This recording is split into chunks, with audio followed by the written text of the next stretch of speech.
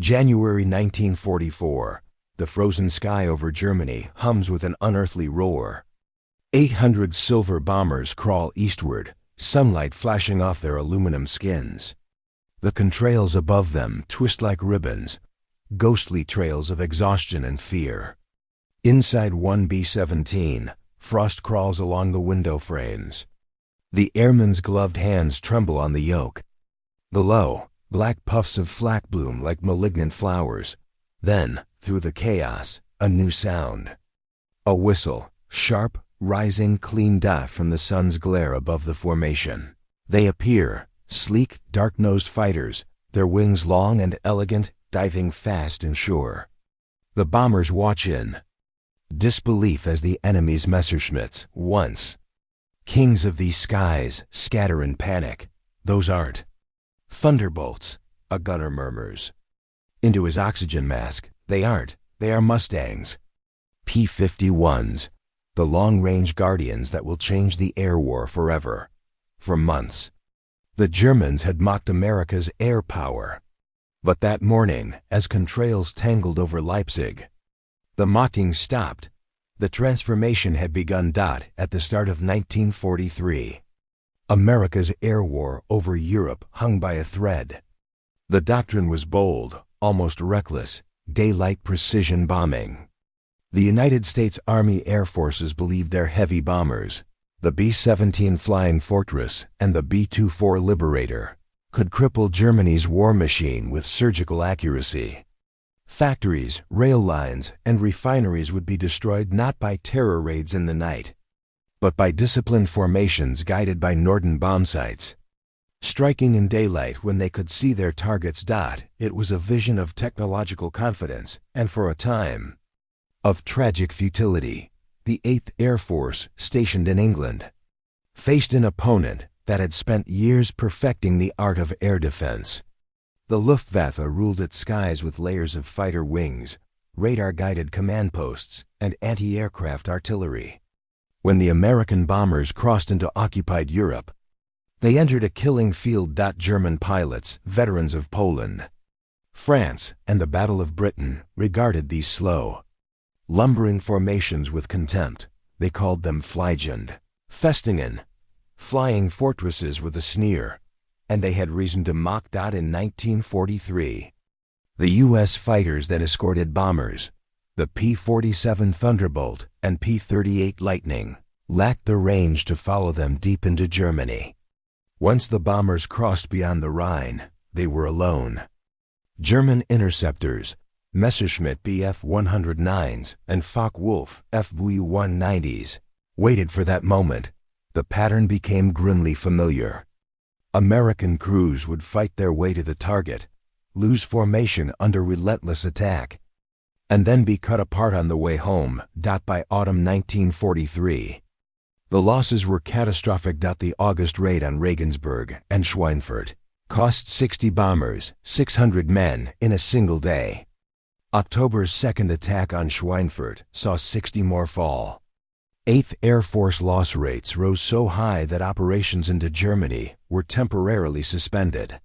Each returning crew carried the same haunted look, frostbitten faces, empty eyes, blood staining the floor of the fuselage. The message from Germany's high command was one of derision.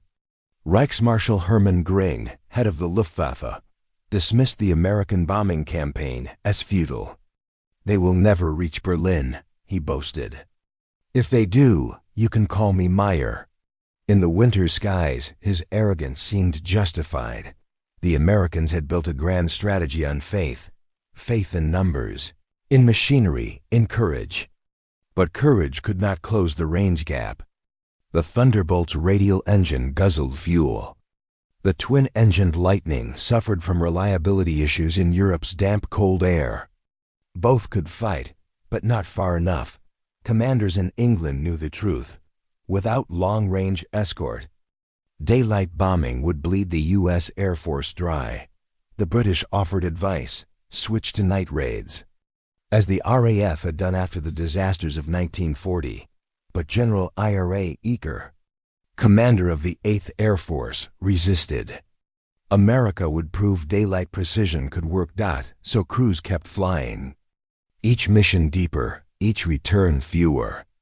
The strategic dream was dying, one shattered.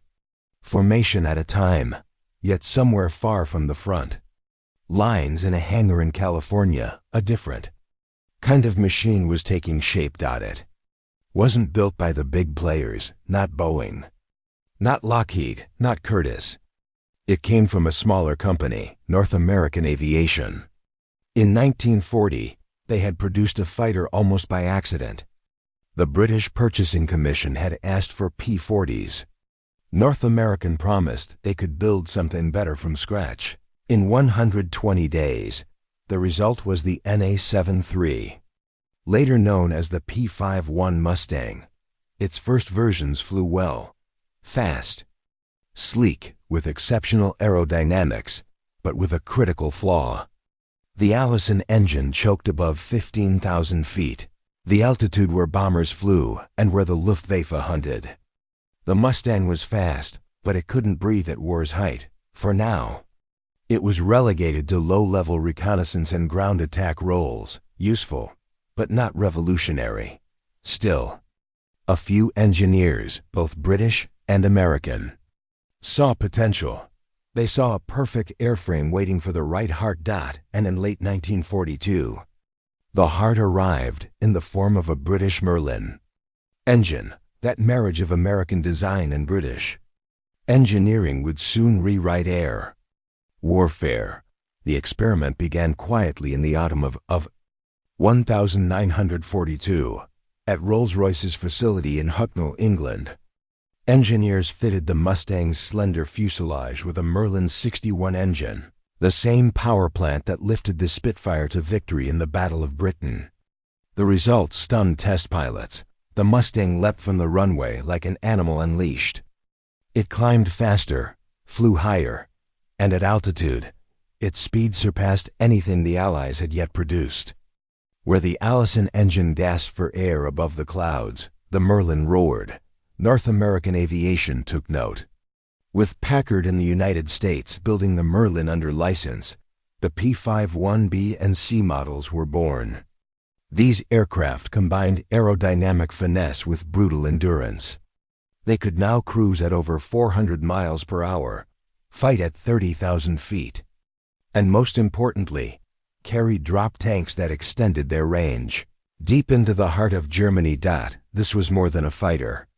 It was a promise, a solution to a problem that had haunted every commander in England. By late 1943, 8th Air Force leaders faced impossible arithmetic. To cripple Germany's industry, they had to strike at its core: ball bearing plants, fuel refineries, aircraft factories, rail hubs. But every mile into Germany stretched their bombers' escort line thinner, and the Luftwaffe knew it. The German response was methodical, confident. Interceptor bases from Holland to Bavaria prepared ambush zones based on range maps of American fighters. Every bomber beyond those lines was prey. Then came word. A new American fighter was arriving, one that could go the distance. Gring scoffed. Another miracle plane? He mocked. He had heard such claims before, but behind the hangars of the 8th Fighter Command in Duxford, Bottisham, and Debden, aircrews prepared something entirely different. The first squadrons of Merlin-powered Mustangs arrived in December 1943. The pilots were young, often under 25, drawn from every corner of America. Farm boys, mechanics, college dropouts. They looked at the Mustang with disbelief. It was fast, graceful, and felt alive. When they took it up, they realized it wasn't a machine to wrestle. It was one to dance with. Test flights proved the point. The P-51 could escort bombers to Berlin and back, the dream once thought impossible. General James Doolittle, newly appointed commander of the 8th Air Force, recognized what it meant. He changed the escort doctrine overnight. Instead of tying fighters to bomber formations as passive guards, he gave them freedom to roam ahead, to hunt. The job is to destroy the Luftwaffe, he told his pilots. That simple order changed the nature of the air war. The Mustang's arrival coincided with the Allies' growing industrial momentum. American factories poured out aircraft faster than Germany could shoot them down. In 1943 alone, the U.S. produced over 86,000 aircraft. The skies above England filled with metal and men, but until the Mustang, numbers alone couldn't win.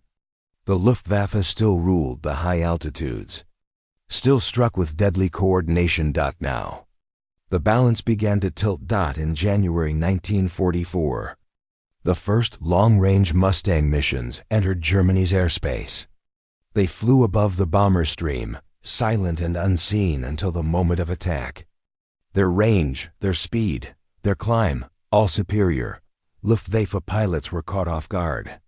They had mocked American escort fighters as lumbering, short-legged defenders. The Mustangs, by contrast, could dive and climb with Messerschmitts and chase them home. The change was invisible to those below, but seismic to those who fought there for the first time.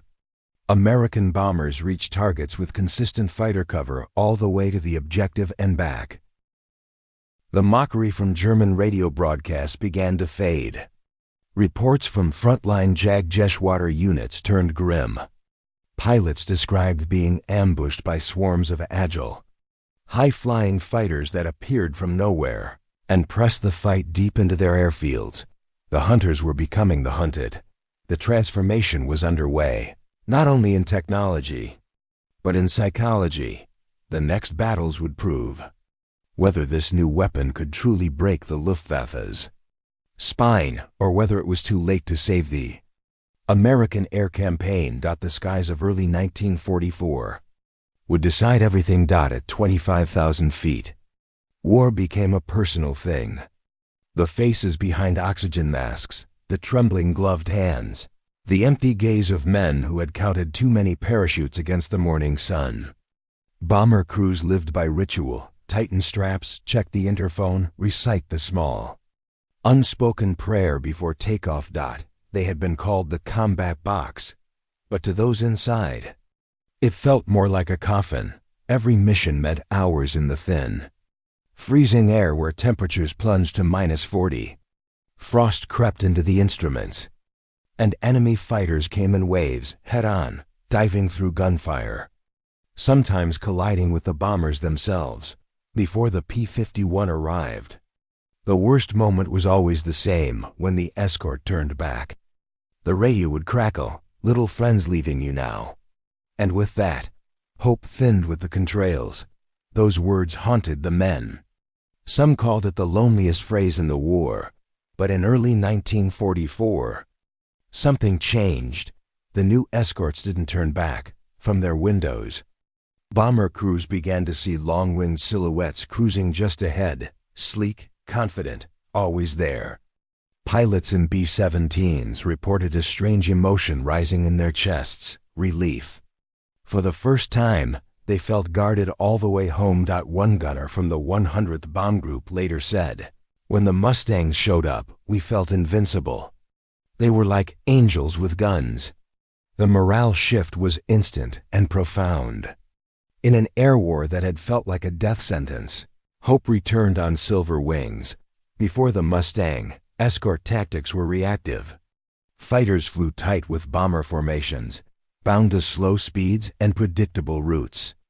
German fighters exploited this easily, climbing above, diving through, and pulling away before American escorts could react. When General Doolittle assumed command, he broke the chains.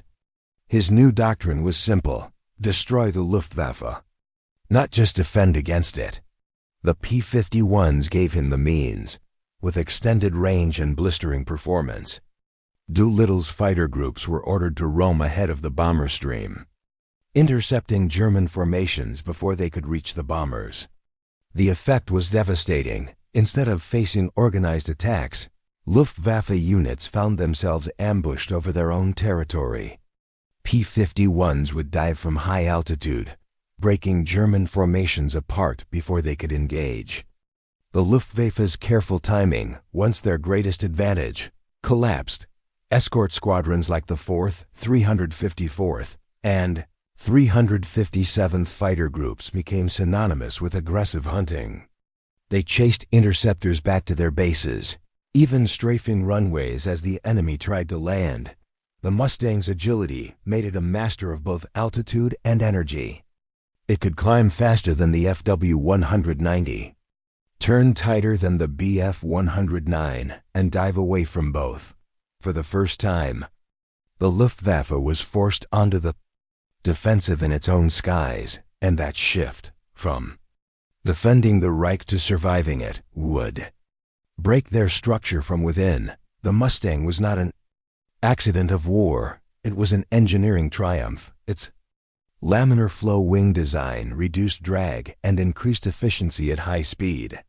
Combined with the Merlin's two-stage supercharger, it delivered consistent power above 25,000 feet, where most fighters gasped for air. Its internal fuel capacity, combined with drop tanks, gave it an operational range of nearly 1,600 kilometers, enough to reach Berlin from England, escort the bombers through their target, and return safely.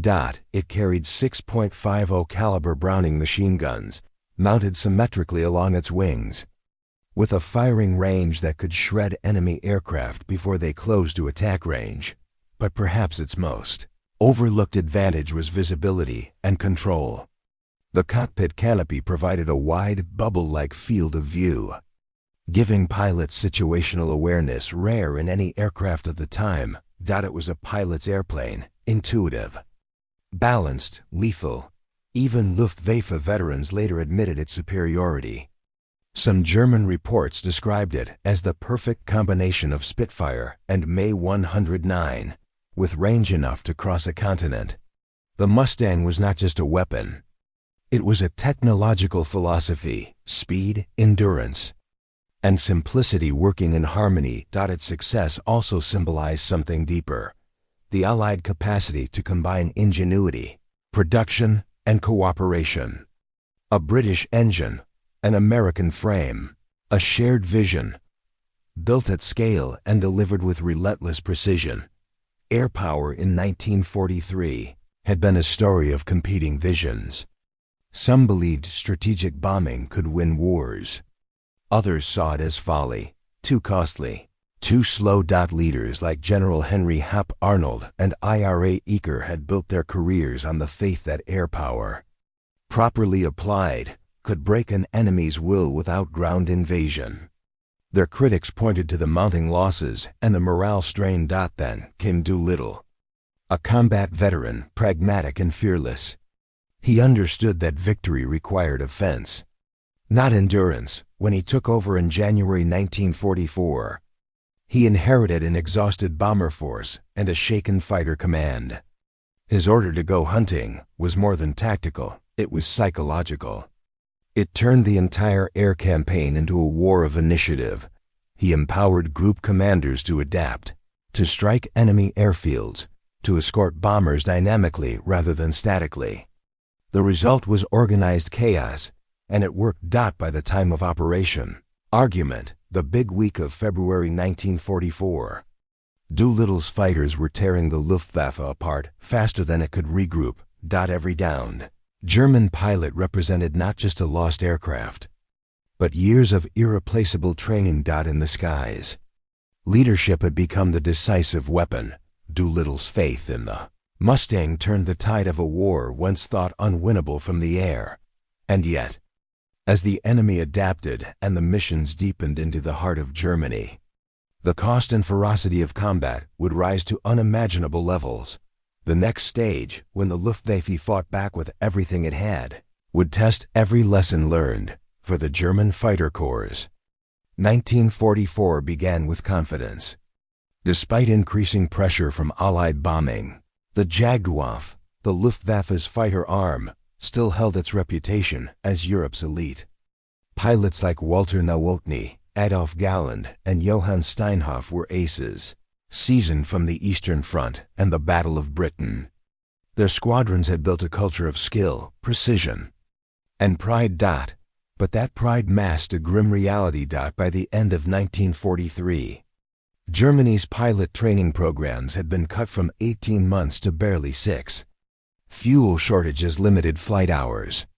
New recruits arrived at the front with less than 100 hours in the cockpit, half of what Allied pilots logged before combat. Still, morale endured until the Mustangs came dotted first. Luftwaffe commanders underestimated them. Intelligence briefings called the new American fighter an improved Thunderbolt. But that illusion shattered quickly. When Mustangs met German formations over Leipzig and Berlin, they did not fight defensively. They attacked first, and hard. Pilots described sudden ambush from high altitude, their formations shredded before they could even engage the bombers. The Americans, once predictable, were now predators. For the Luftwaffe, the shock was not only tactical but emotional. Reports from Jag Jeshwater 26, the famed Schlagater wing, told of pilots returning to base shaken, describing a new enemy that can climb with us, dive with us, and never leaves. Even the mighty Focke-Wulf FW-190A, once dominant below 20,000 feet, found itself outmaneuvered at altitude. One veteran later recalled, "We used to mock the Americans for flying in straight lines. Now we feared them. The sky no longer belonged to us." The Luftwaffe's decline was accelerating, not just in numbers, but in spirit. Behind every raid, every interception, lay a deeper question. What did air superiority truly mean? To the Allies, it was a strategic necessity. Without command of the air, no invasion of Europe could succeed. Every bomb dropped on a factory or rail line hastened Germany's defeat. But to those below, in towns like Kassel, Augsburg, or Schweinfurt, it meant terror from above. Civilians watched the contrails gather, the thunder build, and the city vanish in fire. Air superiority was both liberation and destruction, often in the same breath. Bomber Command's leaders justified the campaign as industrial warfare. Yet the moral cost was immense. Tens of thousands of aircrew died in flaming wrecks. Tens of thousands more civilians died beneath them. The Mustang's role, though tactical, deepened this paradox. It made the bombing possible, and therefore, the devastation inevitable. Its success kept bombers alive, but also extended their reach. The very efficiency of the Mustang turned the Allied offensive into an unstoppable machine. For every German pilot lost, an American airman lived. For every factory destroyed, another step toward victory. But at what cost? Historians would later debate whether air power shortened the war or merely changed the form of suffering. The men in those cockpits had no such luxury of reflection. Their world was measured in seconds, tracer lines, and the steady tick of a fuel gauge. Still, they knew, consciously or not, that they were part of something that transcended tactics. They were flying instruments of an idea. That technology could impose order on chaos. The Mustang was that idea made metal. The P-51s. Story was not just about design or pilots. It was about the machine behind the machine. America's industrial base. In 1944, Detroit built bombers like it once built automobiles. Packard's factories in Michigan rolled Merlin engines off assembly lines with precision unheard of in wartime Europe. North American aviation produced Mustangs by the thousands. P-51BS, CS, and the bubble-canopied P-51D, which became the definitive variant. Each aircraft was a small miracle of coordination. Aluminum from Pittsburgh, fuel systems from California, tires from Akron, guns from Connecticut. This industrial orchestra could do what the Kaulite Reich no longer could: replace losses instantly. The Luftwaffe's problem wasn't just pilots or fuel. It was arithmetic. By mid-1944, Allied production outpaced Germany's by 5-1. Even as factories were bombed, new ones rose elsewhere. The Mustang symbolized that abundance. Every squadron lost one and gained two more. Every downed pilot was replaced by another eager, trained, confident man. War had become a contest of systems, and America's system was proving unbreakable. The Luftwaffe could still score kills, still claim aces, but the balance was irreversible. The Mustang was the embodiment of that imbalance, a single airframe powered not just by the Merlin, but by the full weight of Allied industry. Air combat was never purely mechanical. It was about nerve, the split-second decisions, the calm under pressure, the instinct to fight or flee. The Mustang changed that mental battlefield. For German pilots, seeing its silhouette above the clouds was a warning that the old certainties were gone. For Americans, it was confidence itself. Pilots painted names on their Mustangs: Detroit Miss, Old Crow, the Hun Hunter. They flew with swagger, but also with purpose. They were no longer merely escorts. They were hunters with wings sharp as knives. Psychologists studying air combat later noted a phenomenon unique to 1944. Once a side believes it's losing the sky, its tactical efficiency collapses exponentially. That is what happened to the Luftwaffe by the summer of that year. Even veteran aces described the air as haunted, filled with unseen enemies and endless fuel. The Mustang had become a ghost that stalked every flight, and that fear, as much as any bullet or bomb, broke the Luftwaffe's back. As the spring of 1944 bled into summer, the Americans prepared for their greatest operation yet, the liberation of Europe. But to clear the beaches for that invasion, they first had to clear the skies. And that task would lead directly into the next chapter, when the P-51s would face the Luftwaffe in its final desperate fury. February 20th, 1944. Dawn over England. The frost still clung to the grass at RAF Leiston, as ground crews moved between the silver wings of the P-51 Mustangs lined across the field. Steam hissed from the engines, and the scent of high-octane fuel hung thick in the morning air. This was the beginning of Operation Argument, what history would call Big Week. The plan was audacious: to cripple the German aircraft industry in a single relentless assault. For 6 days, thousands of bombers would pound the Reich's factories, airfields, and supply lines. And for the first time, they would not go alone. The P-51 Mustangs would be with them all the way. As the bombers lifted into the gray sky, the Mustangs climbed with them, their polished fuselages catching the pale light of the winter sun. Radio chatter filled the air, steady, confident. There was tension, but also something new. Hope. By midday, the formations crossed the Dutch coast. Below them, flak batteries opened up, black bursts tearing through the sky. The Luftwaffe scrambled to intercept. Messerschmitts and Focke-Wulfs streaked upward from their bases, more than 500 fighters rising to meet the invaders. It was chaos.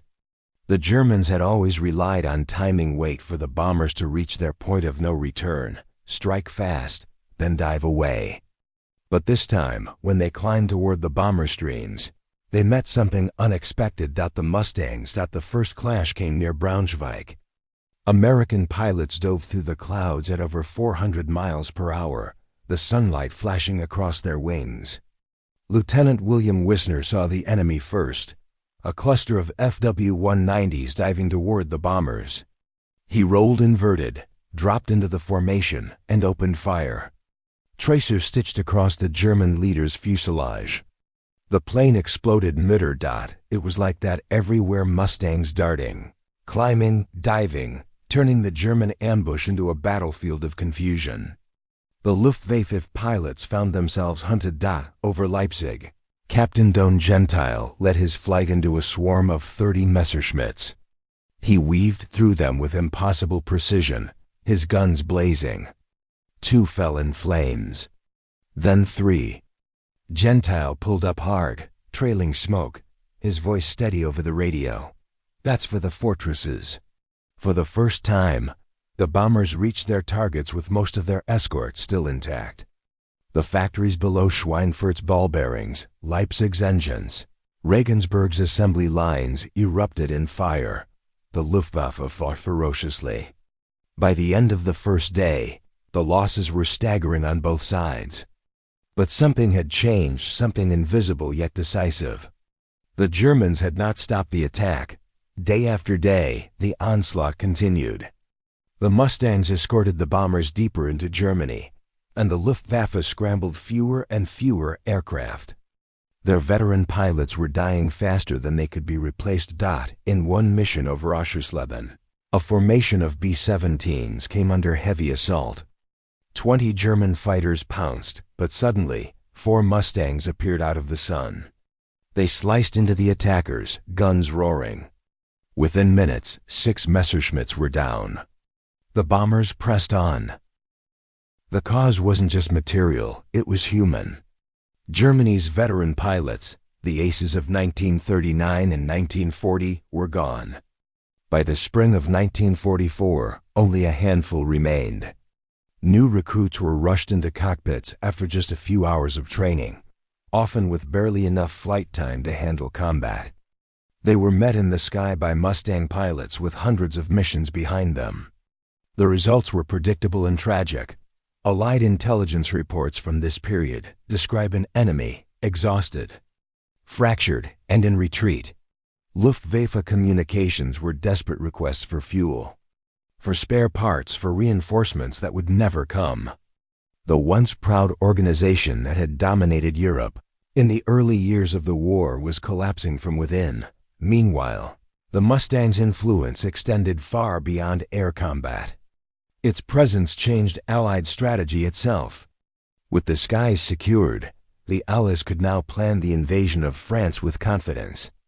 D-Day was no longer a gamble. Every soldier who landed on the beaches of Normandy on June 6, 1944, did so under a sky protected by Allied air supremacy Mustangs and Thunderbolts circling overhead, ready to strike at any sign of German resistance. From then on, the Luftwaffe's efforts were desperate and scattered. Their once feared formations were reduced to isolated sorties, small groups of fighters diving through clouds, hoping to disrupt what had already become inevitable. The German airfields, once buzzing with activity, were now quiet graveyards of burnt metal. Captured German officers, interrogated after the war, spoke bitterly of the Mustang. Some admitted respect. Others seethed with resentment. One Luftwaffe veteran summarized it simply: the P-51 did not win because it was faster or stronger. It won because it was always there. We could no longer breathe. For American pilots, victory brought mixed emotions. They had won the air war, but at a cost measured not just in planes and fuel, but in lives. Hundreds of Mustang pilots never returned from missions. Many vanished over enemy territory, their remains never found. Those who survived carried memories they would never forget: the frozen winds over Germany, the glare of flak bursts, the sight of a wingman's plane disintegrating in the air. They had lived through the most dangerous and transformative chapter of the air war. And they knew it. As 1944 turned to 1945. The Mustang became a symbol, not just of technology, but of endurance. It escorted bombers over the crumbling Third Reich, strafed enemy convoys retreating eastward, and even fought over the skies of Tokyo in the Pacific. Wherever it flew, the message was the same: air dominance was now an Allied right, not a privilege.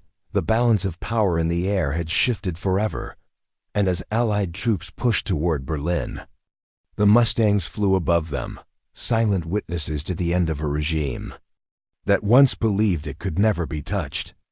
War in the air was effectively over, but the world that emerged from it would never be the same again, because what the P-51 had achieved went beyond victory. It had rewritten the future of warfare itself. Spring 1945. Germany lay in ruins, cities reduced to ash, rivers choked with twisted bridges, rail lines ending in nothing. Yet in the air, the sky was strangely empty. The Mustangs that once thundered across Europe now circled in silence, searching for enemies that no longer came from the ground. Villagers looked up and saw them glinting in the sun, lonely silver crosses against a blue sky that belonged to no one anymore. The airfields of the Luftwaffe were ghost towns now, hangars half collapsed, planes abandoned mid-repair, propellers bent and rusting. In some, half-finished jets sat under tarps, too late to matter. The men who had flown the P-51s did not feel triumphant. Victory, they discovered, had a weight to it. In the spring light of English mornings, the roar of takeoff was gone. Crews who had shared coffee before missions now sat wordless, staring at empty bunks. The adrenaline that once drove them now curdled into something hollow. The uneasy quiet of survival. Letters arrived. Some with medals, some with condolences. A pilot's fiancée received a telegram that read simply, "Missing in action, presumed dead." Another came home to find his family did not recognize the thin, haunted man at their door. The war had changed them all, those who returned, and those who waited. But even in the stillness, the Mustang lingered, not just in the hangars or museums that would one day preserve her, but in memory. The men called her by name, Cadillac of the Skies. They said she carried them not just through war, but through the edge of fear itself. In Europe's quiet spring, you could still hear the echo of her engine in the distance, a low, steady hum like a heartbeat refusing to fade. That was the legacy of the Mustang. Not just speed, not just victory, but endurance, the will to rise above ruin and return home. For the bombers, for the gunners, for the young men who flew into death and came out the other side, she had been more than a machine. She was the bridge between chaos and peace, between the living and the ghosts who never landed. And as Europe healed, the P-51s were slowly ferried away, to training fields, to storage depots, to the history books. Their silver wings dulled with dust, their once bright insignia fading under sun and rain. But when a few were flown again, at air shows, years later, old men would stop, remove their hats, and look up. For a moment, they were 20 again, tasting cordite and sky, hearing the song of the Merlin engine calling them home. The war had ended. But the sound of the Mustang never really did. The story of the P-51 Mustang is not only the story of a fighter plane, it is the story of belief. In 1943, America's daylight bombing campaign stood on the edge of collapse. By 1945, it owned the skies. What bridged that impossible gap was not merely aluminum or horsepower, but vision, the idea that technology, courage, and necessity could merge into something that changed the nature of war itself. The Mustang did not win the war alone. No aircraft ever does. But it gave the Allies what they had never possessed before: reach. The ability to go anywhere, to strike deep into the heart of the Reich and return. It turned bombers from victims into hunters, and made the Luftwaffe bleed every time it took off. For the Germans, it was the beginning of the end. For the Americans, it was proof that innovation, when matched with relentless will, could shift the balance of power in months, not years. And for the pilots who flew her, it was something simpler, almost sacred: trust. Trust in the machine beneath them, in the men beside them, and in the hope that one more mission might make a difference. Today, the P-51 endures not as a relic, but as a reminder. Its polished skin reflects more than light. It reflects a moment in history when flight itself became freedom. When nations fought not only for territory, but for the idea that progress could be the weapon that saves lives as much as it takes them. Each time a P-51 Mustang engine starts today, that deep, rolling sound carries the weight of the past. It speaks of fear and courage, of smoke and sunlight, of those who never came back. Yet above all, it speaks of humanity's enduring will to rise, again and again, no matter how dark the storm. And so the last contrail fades into the sky, thin, white, eternal. A reminder that even when mocked, underestimated, or doubted, strength can take flight in the most unlikely form. The P-51 Mustang was not just America's answer to the Luftwaffe. It was the moment mankind learned that the sky, once a battlefield, could become a symbol of victory, memory, and the relentless pursuit of freedom.